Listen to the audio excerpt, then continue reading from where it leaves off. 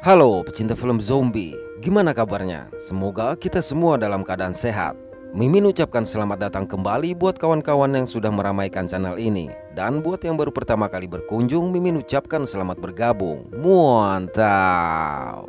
Pada kesempatan kali ini, Removie akan mendongengkan sebuah film horor zombie tahun 2015 berjudul Rekill, yang dibintangi oleh Scott Adkins, Bruce Payne, dan Daniela Alonso.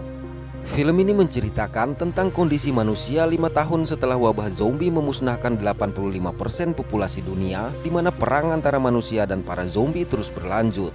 Pada saat itu, sebagian besar kota-kota besar masih tidak layak untuk dihuni, bahkan dikarantina dengan tembok tinggi sehingga para zombie tidak bisa keluar.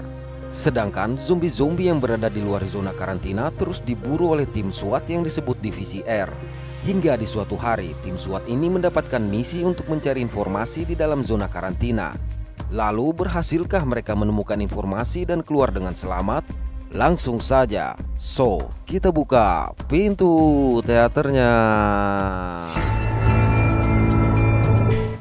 Pada suatu hari, terlihat seorang gadis kecil yang mendapati kondisi rumahnya sudah berantakan, sementara ayah dan ibunya tidak terlihat. Untuk itu, anak ini mencoba mencari informasi di TV. Sepintas, dia melihat informasi mengenai serangan zombie yang dialami oleh turis dan terjadi beberapa jam lalu. Lantas dari sebuah saluran, dia menemukan reality show yang menyiarkan mengenai perjuangan tim SWAT di PCR untuk membasmi para zombie di luar karantina. Dalam reality show tersebut, di malam sebelumnya, seorang reporter bernama Erica Hamilton meliput secara langsung tim 6 Divisi R yang tengah memburu zombie di sebuah plaza akibat adanya laporan mengenai aktivitas zombie. Sesaat berselang, terdengarlah suara raungan zombie dari dalam plaza. Berikutnya, mereka pun memasuki kompleks plaza tersebut. Baru saja masuk, terdengar lagi teriakan seseorang. Bahkan semakin lama semakin banyak terdengar teriakan dari penghuni plaza, sehingga suasana semakin mencekam. Lalu terlihat sebuah kereta bayi yang bergerak dengan sendirinya. Bersamaan dengan itu, keluar beberapa zombie menyerang mereka, tapi masih berhasil diatasi. Untuk memastikan zombie-zombie itu tidak bangkit kembali, maka diperlukan beberapa kali tembakan di kepala. Sayang, tanpa diduga sang zombie masih kembali bangkit dan menyerang sehingga harus diberondong.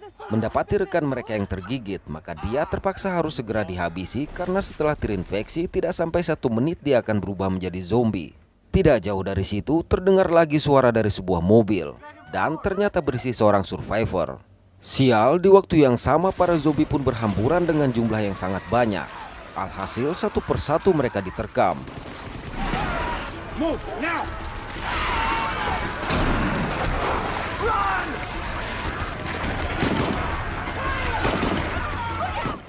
Melihat kekacauan itu, salah satu anggota bernama Alec Winston memutuskan pergi bersama Erica. Naas, rupanya Erica tergigit sehingga terpaksa Winston harus menghabisinya. Singkat waktu, terlihat berita mengenai serangan zombie yang terjadi pada plaza tersebut, di mana dikabarkan bahwa warga sipil yang tewas berjumlah 152 orang, termasuk 8 anggota Divisi R dan seorang reporter bernama Erica Hamilton. Setelah tim bantuan dikerahkan, akhirnya lebih dari 480 zombie berhasil dihabisi dan dimusnahkan. Oleh karena itu, Biro Divisi R mengeluarkan pernyataan bahwa tragedi semacam itu tidak akan pernah terjadi lagi. Beralih ke kantor Divisi R, terlihat anggota tim 8 Divisi R yang tengah mempersiapkan diri untuk misi berikutnya. Misi tim 8 ini diliput oleh reporter bernama Jimmy pada kamera 1 dan Bobby pada kamera 2. Di sini, Jimmy memperkenalkan kita pada anggota tim 8 bernama Tom Falkirk yang merupakan lulusan akademi militer.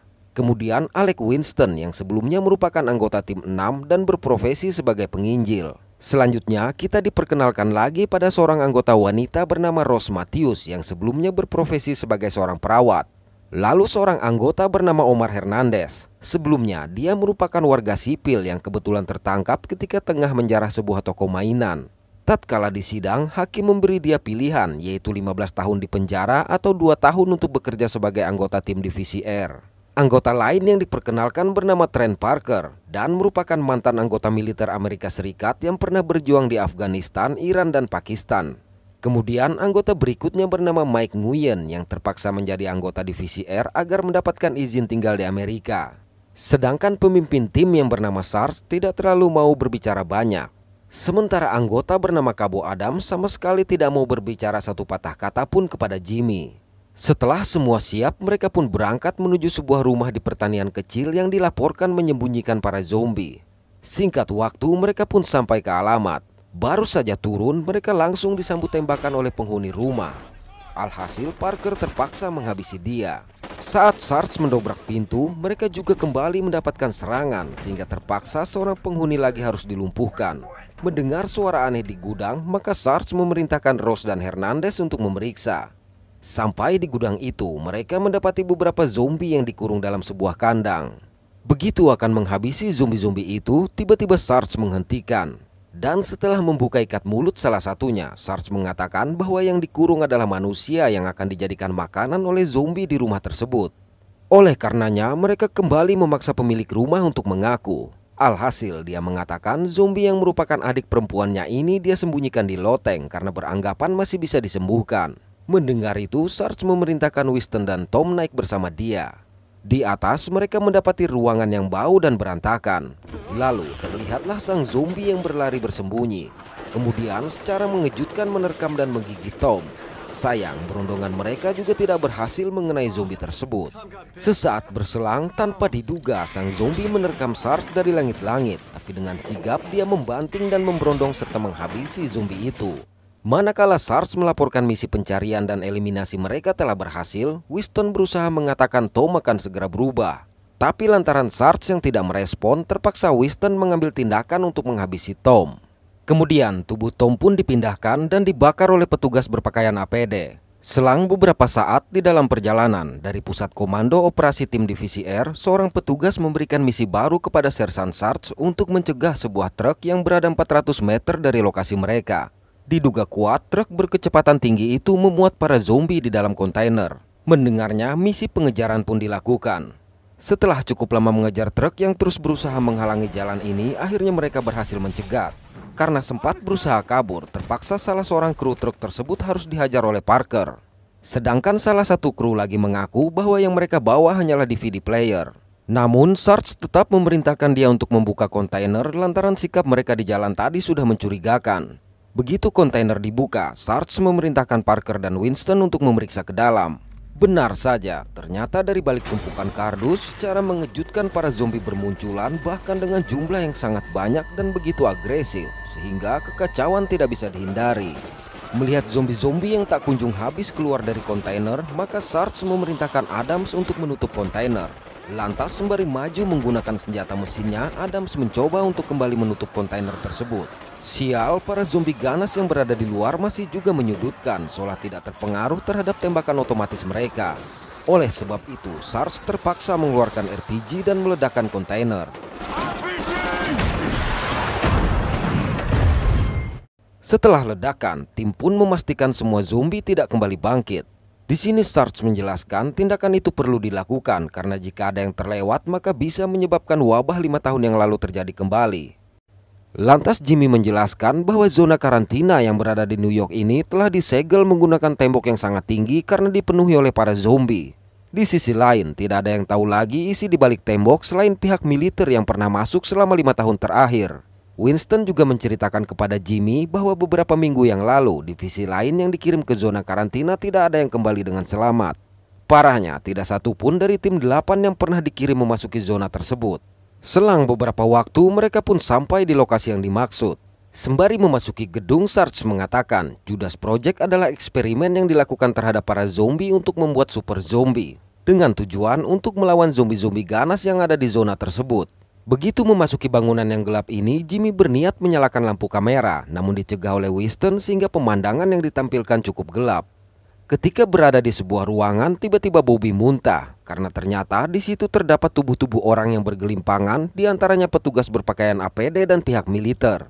Lalu dari baju seorang ilmuwan, Sarge menemukan ID card bertuliskan Judas Project sehingga meyakinkan mereka bahwa proyek itu benar-benar ada. Ketika melanjutkan pencarian, Jimmy sempat melihat seseorang berdiri di tangga. Namun saat diberitahu kepada Sarge, rupanya sosok yang dia lihat tadi menghilang. Dari situ mereka memutuskan turun ke lantai bawah. Dan lagi-lagi Jimmy sempat melihat sekelebat bayangan berlari di kejauhan. Di bawah akhirnya mereka mendengar suara orang berlari di lantai atas. Lalu terdengar lagi suara gaduh dari lorong di belakang mereka. Sesaat kemudian muncullah sebuah kursi roda. Kalau kita ingat kejadian di awal film, setelah kemunculan kereta bayi, maka berikutnya yang muncul adalah para zombie. Namun lantaran tidak melihat ada pergerakan lain, maka Sarge memerintahkan mereka untuk melanjutkan misi. Benar saja, tidak jauh berjalan kembali terdengar suara yang diikuti dengan kemunculan satu zombie yang mengintip lalu kabur. Melihat itu, mengingat perintah utama mereka adalah mencari dan memusnahkan, maka Parker langsung mengejar zombie tadi meski Sarge melarangnya. Alhasil mereka semua terpaksa mengikuti Parker dalam kegelapan tersebut. Benar saja, secara mengejutkan satu zombie muncul di hadapan Hernandez. Beruntung dengan sigap Winston menghabisi sang zombie. Sial, tidak lama berselang, tiba-tiba segerombolan zombie berhamburan ke arah mereka. Oleh karenanya, Sarge memerintahkan mereka mundur sembari terus memberikan perlawanan. Bahkan akibat kepanikan itu, kamera Jimmy sempat terjatuh, namun Ross masih berhasil mengambilnya kembali. Naas, satu zombie sukses menerkam Parker, kendati akhirnya sang zombie bisa dia habisi. Setelah berhasil menghabisi semua zombie yang menyerang tadi, mereka pun menyadari Parker tergigit. Namun Parker bersikeras dia hanya tergores dan tidak tergigit. Sayang, beberapa detik kemudian Parker menunjukkan gejala, bahkan mulai tidak bisa mengendalikan emosinya. Melihat itu, Adams langsung berbalik, tapi Parker lebih dahulu menarik pelatu. Alhasil, secara serentak mereka memberondong Parker. Parahnya lagi, suara para zombie kembali terdengar, sehingga Sarge memerintahkan mereka untuk segera melanjutkan misi. Beberapa waktu berselang, mereka menemukan tubuh seseorang tanpa kaki, sehingga Sarge meminta untuk waspada, karena dia berasumsi ada zombie anak-anak berada di sekitar situ. Asumsi ini bisa muncul lantaran zombie anak-anak biasanya hanya menyerang bagian kaki manusia. Kemudian dari sebuah lemari, Winston menemukan kerangka seseorang. Bersama dengan itu, sebuah lemari tertutup secara tiba-tiba. Dan tanpa diduga, dari balik lemari berhamburanlah zombie anak-anak menyerang mereka. Zombie-zombie ini bahkan sangat liar sehingga sulit untuk dikenai. Sial, kaki Winston pun harus tergigit. Mengetahui para zombie yang terus berdatangan, maka Winston meminta mereka pergi meninggalkan dia. Baru saja mereka keluar, Winston langsung meledakkan diri bersama para zombie di dalam. Lantaran jumlah mereka yang hanya tersisa 3 orang, maka Ross memberikan sebuah senjata kepada Jimmy meskipun Jimmy belum pernah menggunakan senjata. Karena hal ini, Sarge memutuskan untuk mengajak mereka keluar. Dalam perjalanan, Sarge mencoba meledakkan beberapa drum minyak dengan niat memperlambat para zombie. Sayang, ledakan itu justru memancing sangat banyak zombie bermunculan dari berbagai arah. Merasa senjata otomatis mereka tidak terlalu ampuh, maka terpaksa Sarge melemparkan granat. Sial, zombie yang berdatangan justru semakin banyak. Oleh karena itu, Sarge memerintahkan untuk kembali masuk ke dalam gedung. Malang, pada sebuah lorong peluru Hernandez habis sehingga beberapa zombie berhasil menerkam dan menghabisi dia. Sementara yang lain akhirnya berhasil menutup sebuah gerbang dan turun ke lantai bawah. Namun rupanya gerbang itu hanya menahan sementara karena para zombie kembali berhasil mengejar dan mengepung mereka. Merasa terkepung, terpaksa Sarge menggunakan RPG-nya. Sayang, pintu yang dituju terkunci sehingga mereka terjebak. Dalam kondisi ini, Sarge dan Ross memutuskan melepas alat pelindung agar tidak tersiksa lebih lama. Namun, tepat di saat Hernandez yang sudah berubah menjadi zombie serta kawanan zombie lain siap menyerang, tiba-tiba seorang pria membuka pintu dan menyelamatkan mereka. Dalam perjalanan, pria bernama Langford ini menunjukkan sebuah lab eksperimen yang dia katakan sebagai Judas Project, lalu mengajak mereka menuju tempat perlindungannya. Di sini dia menunjukkan dokumen yang tersisa dari Judas Project tersebut. Langford menjelaskan bahwa proyek itu dimaksud untuk membuat para zombie saling menyerang dan tidak memburu manusia. Sayang, pada sebuah rekaman terlihat eksperimen yang dilakukan justru menyebabkan semua ilmuwan terinfeksi. Bahkan zombie hasil eksperimen bernama Elvis itu juga terlihat seolah bisa berpikir, di mana akhirnya membentuk Army of the Dead. Dari situ, Langford mengajak mereka memasuki sebuah terowongan untuk melihat apa yang dia katakan. Sial, baru saja akan membuka tutup terowongan yang dimaksud, tiba-tiba beberapa zombie muncul. Namun berhasil mereka atasi. Dari dalam terowongan mereka melihat Elvis seperti memberikan perintah kepada beberapa zombie layaknya zombie alpha. Untuk itu, Sarge mencoba melihat dari dekat apa yang sebenarnya dilakukan oleh para zombie agar Jimmy dan Bobby bisa mendapatkan hasil rekaman yang lebih baik. Awalnya Langford menolak karena lokasi perkumpulan para zombie sangat jauh dari pintu keluar dan bila ketahuan mereka tidak akan bisa keluar lagi. Namun menurut Sarge mereka masih bisa bersembunyi untuk sementara waktu di tempat persembunyian Langford. Oleh karenanya Langford terpaksa mengajak mereka naik agar bisa melihat lebih jelas. Lantas dari atas terlihatlah para zombie yang berkumpul dalam jumlah yang sangat banyak, bahkan seperti penonton konser.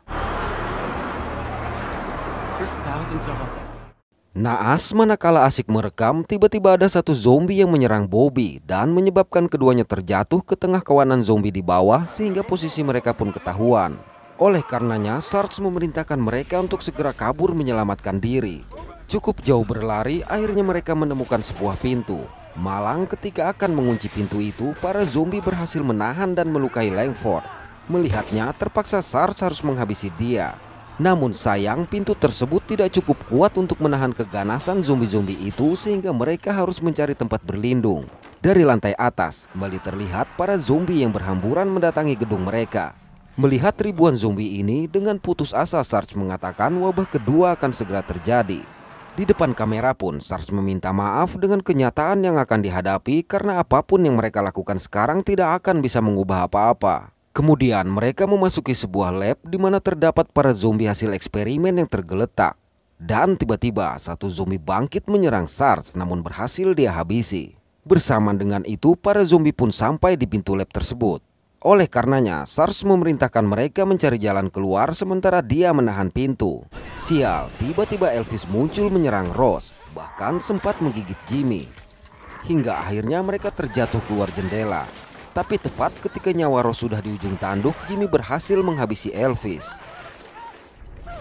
Di atas, dalam kondisi terinfeksi, Jimmy masih sempat merekam Sarge yang berjibaku melawan para zombie, hingga akhirnya menghabisi diri sendiri di tengah kawanan zombie tersebut. Dan di saat terakhir, Jimmy membalikan kamera ke arahnya di mana terlihat dia mulai menunjukkan gejala. Beberapa waktu kemudian terlihat breaking news yang menyiarkan bahwa para zombie sudah berhasil keluar dari kota yang dikarantina dan melakukan serangan ke kota di luar karantina. Di tengah kekacauan itu, sang reporter juga memberitahu bahwa jumlah zombie yang menyerang lebih dari 50.000 zombie sehingga berasumsi wabah kedua sedang terjadi. Kembali ke rumah gadis di awal film tadi. Terlihat sang gadis yang sudah menjadi zombie menyerang seekor tikus untuk dimakan. Sedangkan di luar terlihat helikopter militer berisi pasukan Delta 516 yang menuju markas militer di sebuah pegunungan. Sesaat berselang di markas yang dimaksud, terlihat Ross yang ternyata telah bergabung dengan pasukan Delta tadi diberitahu oleh seorang pimpinan militer bahwa ada transmisi dari para survivor yang meminta pertolongan di zona karantina baru.